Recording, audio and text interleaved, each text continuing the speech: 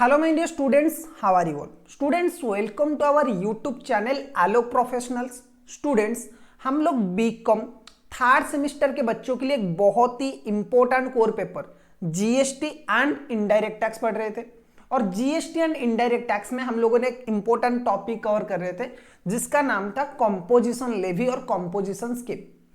Students, ऐसा नहीं है कि ये सिर्फ थर्ड सेमेस्टर के बच्चों के लिए एप्लीकेबल है। मैं आज पर एनईपी सिलेबस ये जो जीएसटी का क्लास है वो कवर कर रहा हूं आज पर एनईपी 2020। तो ये बीकॉम के थर्ड सेमेस्टर में, ओके।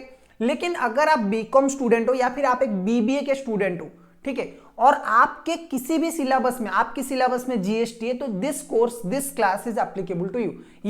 ये जो क्लास आप कर रहे हो ना, अभी ये जो क्लास आप देख रहे हो, ये आपके लिए पूरा सुइटेबल है अगर आप बीकॉम स्टूडेंट हो और बीबीए स्टूडेंट्स हो। लेकिन अगर आप सीए में कर रहे हो तो प्लीज इसे मत देखना, थोड़े से डिटेल में आपको पढ़ना है। ऑब्वियसली अगर आप प्रोफेशनल कोर्सेज कर रहे हो तो आप प्रोफेशनल क्लासेस ही देखना है आप लोगों को। बीकॉम के लिए ये सुइटेबल है, सीए के लिए ये सुइटेबल नहीं है, ठीक है। उसके लिए आपको दूसरे क्लासेस देखना पड़ेगा, ओके। तो इसी के साथ हम लोग चलिए स्टार्ट करते हैं आज का क्लास।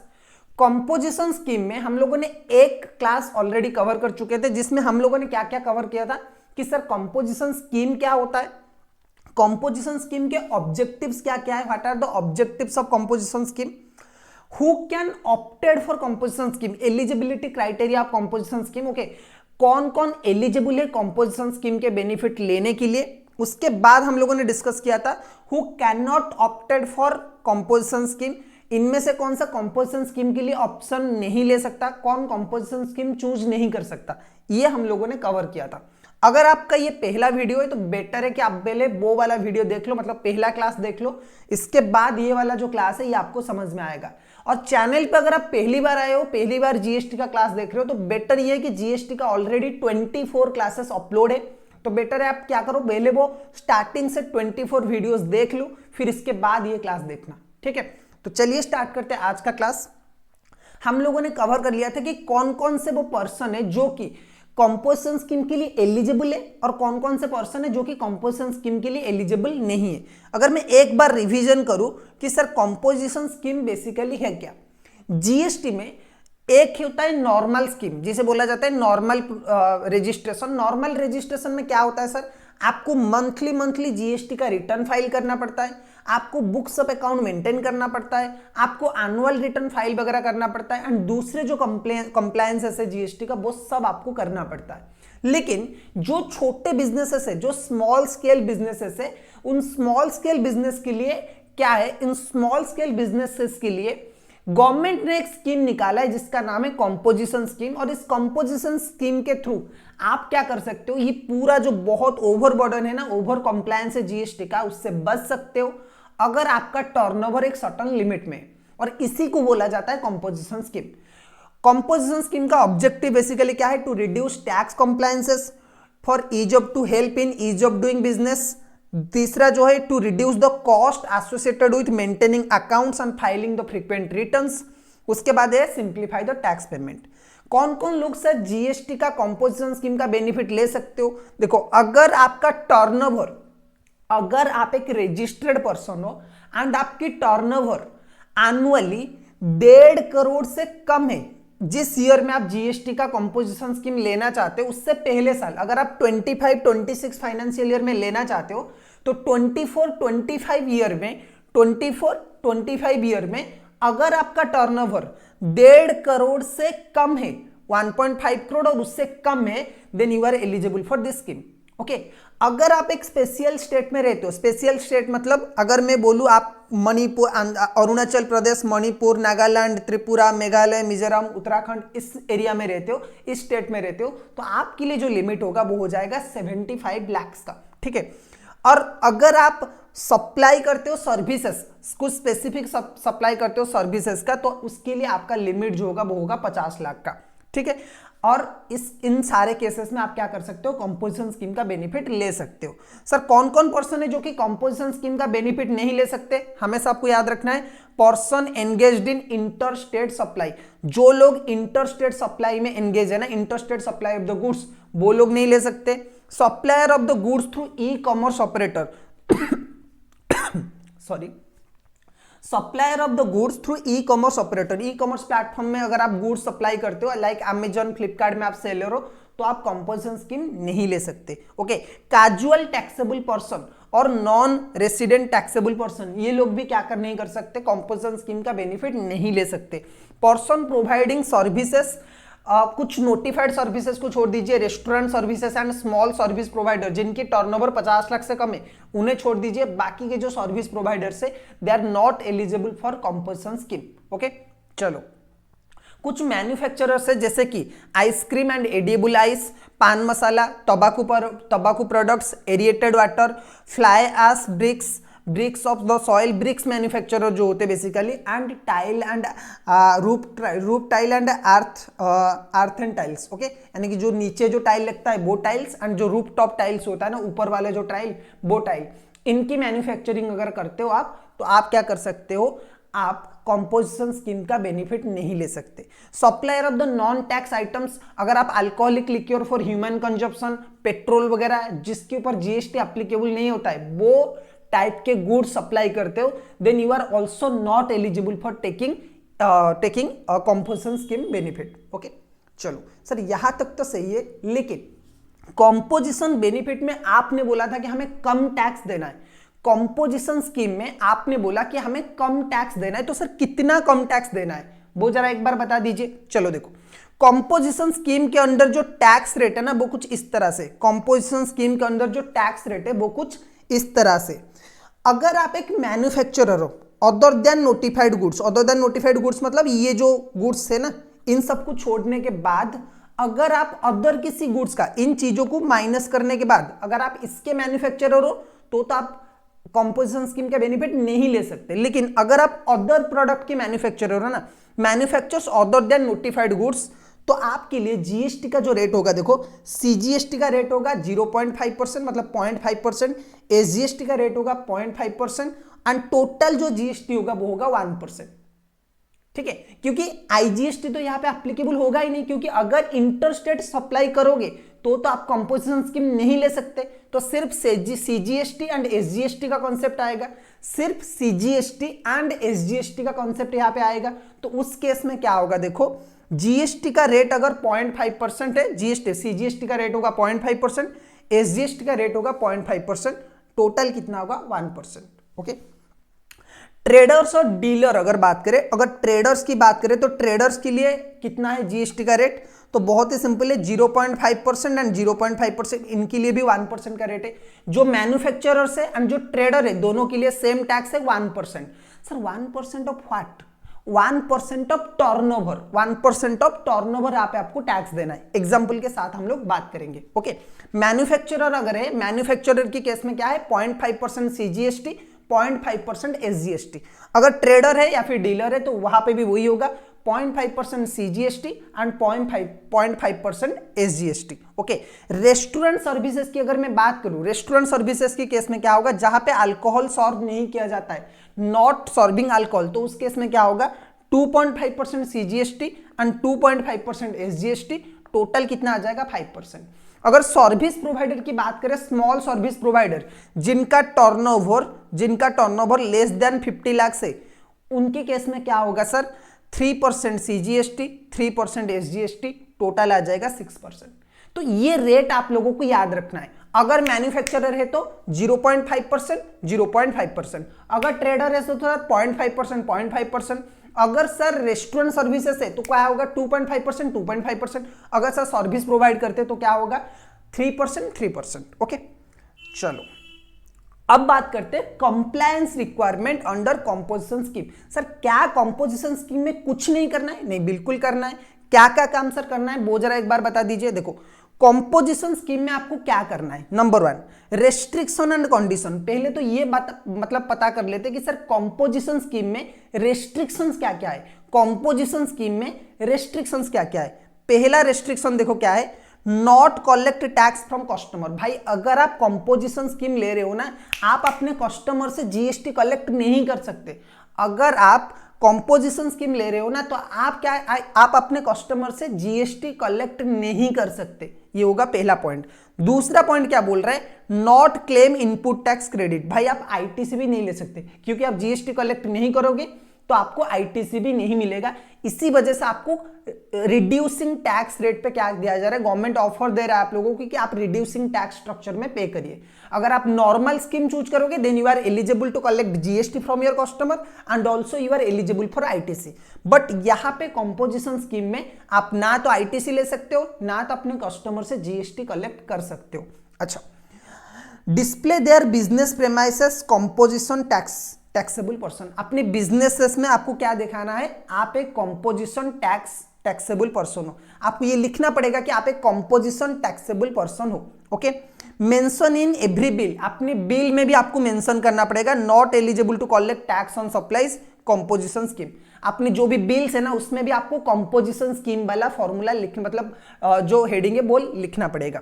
अच्छा, इनवॉइस का फॉर्मेट अगर मैं बोलूं, आप टैक्स इनवॉइस यहाँ पे इशू नहीं कर सकते।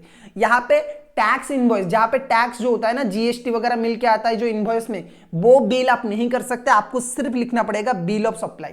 Instead of tax invoice, A bill of supply must be issued because GST is not separately charge. GST आप सेपरेटली अपने कस्टमर से चार्ज नहीं कर सकते। इस वजह से गवर्नमेंट ने क्या बोला है कि भाई आपको सिर्फ बिल ऑफ सप्लाई देना है, जहां पे सिर्फ आपकी जो गुड्स है, प्रोडक्ट है, उसका प्राइस होगा इंक्लूडिंग जीएसटी। आप जीएसटी सेपरेटली शो नहीं कर सकते कि इतना आपका जीएसटी है।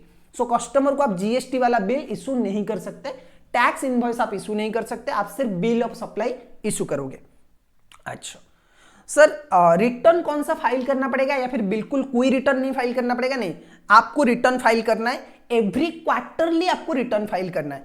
हर 3 महीने में आपको क्या करना पड़ेगा, रिटर्न फाइल करना पड़ेगा। तो क्या है, देखो, क्वार्टरली स्टेटमेंट एंड पेमेंट, आपको क्वार्टरली रिटर्न फाइल भी करना है और क्वार्टरली जीएसटी भी पेमेंट करना है। क्वार्टरली फाइल करना है CMP, composition payment 0.8 composition scheme जो है, ठीक है, फॉर्म सीएमपी 8, एंड इसे आपको क्वार्टरली फाइल करना है। आपको क्या एनुअल रिटर्न भी फाइल करना पड़ेगा, जीएसटीआर 4 में एनुअली फाइल करना है। सो एवरी क्वार्टर आपको जीएसटी सीएमपी 8 कंपोजिशन 8 में क्या करना पड़ेगा, क्वार्टरली रिटर्न फाइल करना पड़ेगा। ठीक है। अच्छा, क्या क्या एडवांटेजेस है कंपोजिशन स्कीम का, क्या क्या डिसएडवांटेजेस है? सर ये एक इंपॉर्टेंट क्वेश्चन हो सकता है एग्जाम में, ये एक बहुत ही इंपॉर्टेंट क्वेश्चन आपके एग्जाम में हो सकता है। What are the advantages of composition scheme and what are the disadvantages of composition scheme? So composition scheme का सर एडवांटेजेस क्या होगा, देखो, number 1, lower tax rate compare to regular scheme.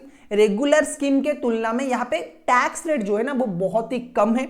Number 2, reduce paper work and few return, सिर्फ 2 ही return आपको file करना है, एक GST CMP 8 and एक जीएसटीआर 4। इसे छोड़ दिया तो आपको कुछ नहीं करना है। और ऐसे आपको कितना रिटर्न फाइल करना है, 5 करना है, क्योंकि ये साल में कितने क्वार्टर होते हैं, 4, तो 4 क्वार्टर के लिए 4 रिटर्न एंड एनुअली आपको 1 रिटर्न फाइल करना है, खत्म।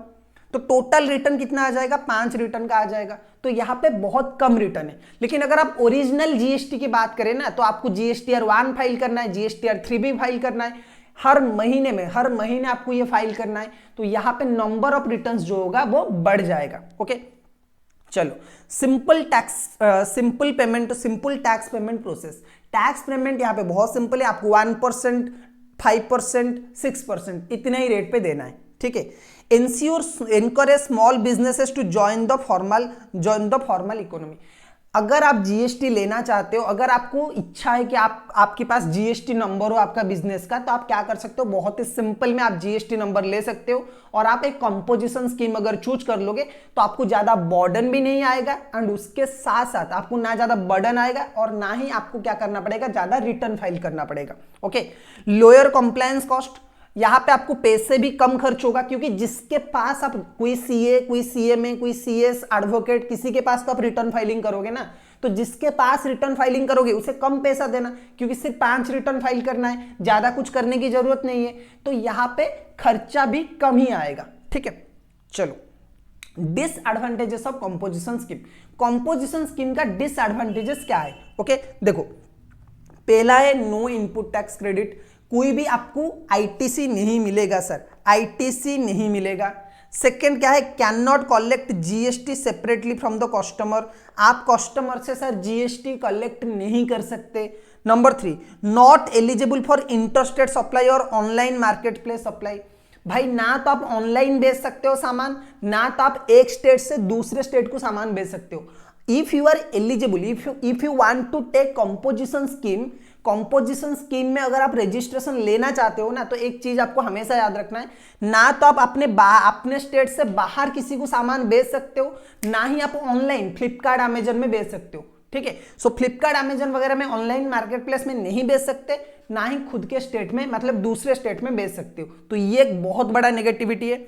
Limited business with in the same state, आपको पता है कि एक स्टेट में अगर बेचोगे तो ज्यादा स्केल नहीं कर पाओगे, ज्यादा बड़ा नहीं हो सकते, इसीलिए छोटे बिजनेसेस के लिए ये एप्लीकेबल है। Okay, not suitable for growing business crossing turnover limit. ठीक है, अगर कोई भी टर्नओवर से ज्यादा करता है, सपोज किसी का टर्नओवर 1.6 करोड़ है, तो उसके लिए तो ये स्कीम एप्लीकेबल नहीं होगा, तो ये पूरा का पूरा स्कीम इसके लिए बेकार है। तो सिर्फ लिमिटेड लोगों के लिए एप्लीकेबल है, 1.5 करोड़ जिसका टर्नओवर है उसी के लिए ये एप्लीकेबल है। ओके, चलो अच्छा एक एग्जांपल देता हूं, देखो एक एग्जांपल है, इस एग्जांपल के साथ आप समझ लीजिए कि क्या है। A small trader in Karnataka has an annual turnover of 40 lakh. Karnataka में एक स्मॉल ट्रेडर है जिसका एनुअल टर्नओवर कितना है, 40 लाख का है।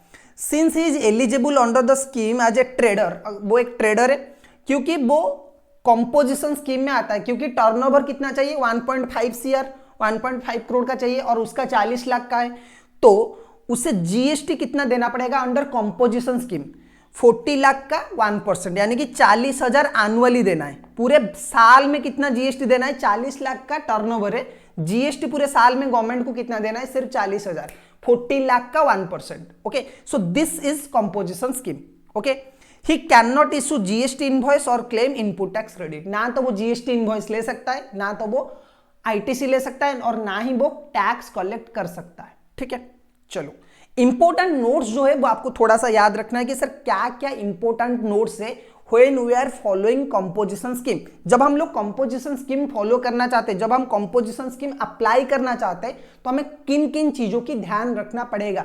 Number 1, the scheme must be opted eight the beginning of the financial year. भाई जब ईयर स्टार्ट होगा ना 1 अप्रैल 2025 में, अगर आप 2026 के लिए जीएसटी लेना चाहते हो ना कंपोजिशन स्कीम, तो 1 अप्रैल को ही आपको अप्लाई करना है। 1 अप्रैल से ही आप क्या कर सकते हो, कंपोजिशन स्कीम के लिए अप्लाई कर सकते हो। बीच में कंपोजिशन स्कीम चेंज नहीं कर सकते आप। अगर आप नॉर्मल स्कीम फॉलो कर रहे हो ना, अगर आप मंथली जीएसटी दे रहे हो, तो साल के पहले डेट में ही, मतलब पहले महीने में ही आपको क्या करना पड़ेगा, कंपोजिशन स्कीम में स्विच होना पड़ेगा। You are switching to composition scheme at the beginning of the year, ये पहला चीज है। If the turnover cross the limit during the year, the taxpayer must switch to the regular scheme and comply with the normal GST। भाई अगर आप composition scheme आपने choose किया, ठीक है, आपने कंपोजिशन स्कीम चूज किया, लेकिन बीच में ही आपका टर्नओवर ग्रेटर देन 1.5 सीआर हो गया। आपका जो टर्नओवर था वो साल की बीच में ही क्या हो गया, 1.5 करोड़ से ज्यादा हो गया। जब आपने बिजनेस स्टार्ट किया था तो आपने सोचा नहीं था कि मेरा 1.5 करोड़ का सेल हो जाएगा, लेकिन आपने क्या किया, आपने अच्छा बिजनेस, मतलब बिजनेस आपका अच्छा चला, आपका टर्नओवर 1.5 सीआर से क्रॉस हो गया, तो इमीडिएटली आपको क्या करना है, रेगुलर बिजनेस में, रेगुलर स्कीम में शिफ्ट हो जाना है, यानी कि मंथली आपको अब फाइल करना है। ठीक है, आपको रेगुलर स्कीम को स्विच करना पड़ेगा अगर आपका टर्नओवर मिड ईयर में ही क्या होता है, क्रॉस कर जाता है। Okay, composition dealer are allowed to provide minimal service under certain limits. Okay, तो एक चीज आपको याद रखना है कि मिनिमम सर्विसेज आपको देना है, आपको बिल इशू नहीं करना है, आपको अपने स्टेट के अंदर ही सर्विस देना है। अगर आपको स्टेट से बाहर निकालना पड़ेगा ना, अगर आप अपने बिजनेस को all over the India, all over the country या फिर all over the world expand करना चाहते हो, then in that case you need to apply for the normal scheme. आप कंपोजिशन स्कीम में वो नहीं कर सकते। तो स्टूडेंट्स बस यही था कंपोजिशन स्कीम, बहुत ही इजी चैप्टर था, हम लोगों ने कवर कर लिया है। ओके, होपफुली अगर आपके एग्जाम में क्वेश्चन आता है तो आप आराम से कर सकते हो। आप बहुत इजी क्वेश्चन आ सकता है आपका, जैसे advantages and disadvantages of composition scheme, what are the restrictions और who can avail composition scheme and who are not eligible for opting composition scheme. बहुत सारा क्वेश्चन हो सकता है, एक बार इसे पढ़ लेना। ये जो नोट है ये मैं अपनी टेलीग्राम चैनल पे अपलोड कर रहा हूँ, फ्री ऑफ कॉस्ट में आप ये बुक ले सकते हो। अगर आपको ये क्लासेस पसंद आया था, है ना, ठीक है, तो एक बार क्या करें, आपको अगर हमारे क्लासेस पसंद आ रहे हैं तो चैनल को सब्सक्राइब कर लीजिए, लाइक कर लीजिए वीडियो को, ठीक है। हम एक और टॉपिक के साथ फिर मिलेंगे। Till then keep learning.